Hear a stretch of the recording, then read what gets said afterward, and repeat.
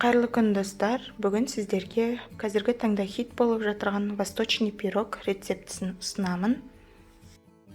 Алдыменен жарты шай қасық ас содасына 1 шай қасық 6% яблочный уксусымызды құйып, осылай араластырып аламыз.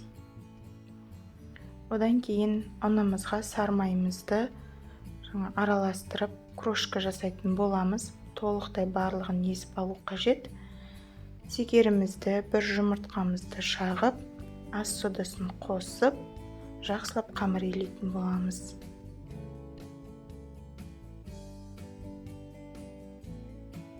Достар, егер менің видеоларым сіздерге ұнап жатырса, төмендегі поделиться батырмасын басып, өз достарыңызбен де бөлісе отырыңыздар.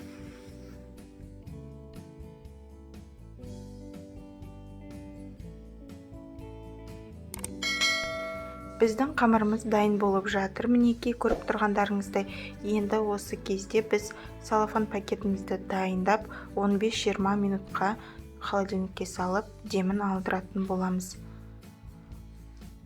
Өте жұмсақ әрі нәзік қамыр дайын болды. Қамырымыз өз демін алғанша біз салмасына кірісетін боламыз. Салмасына жаңғақтардың барлығын алдын ала жуып, тазалап, кептіріп алған болатынмын. Көріп тұрғандарыңыздай, қажетті құрам бөліктерінің барлығын описание бөліміне жазып қалдыратын боламын. Бұл жерде ескеретін жайт, міндетті түрде сапалы болу қажет сгущенкаңыз. Енді ұсақталып туралған өнімдерімізді, осындай жаңғақтарымыздың барлығын салып, біркелкі болғанша араластырамыз.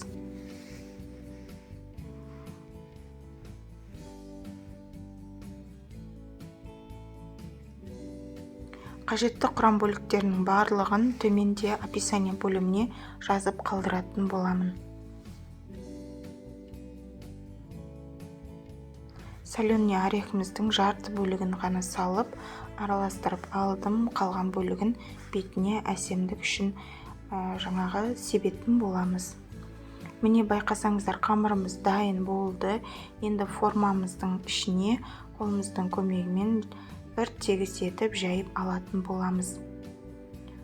Формаға фольга төсеу міндетті емес, бірақ та формаңыз таза болу үшін осы фольганы пайдалансаңыздар болады.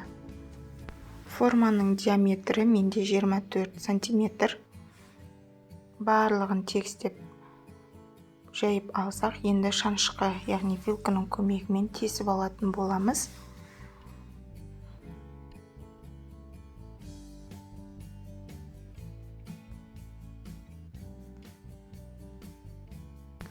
Енді осының үстіне дайын болған салмамызды салып, біркелкі тегістеп жайып алатын боламыз.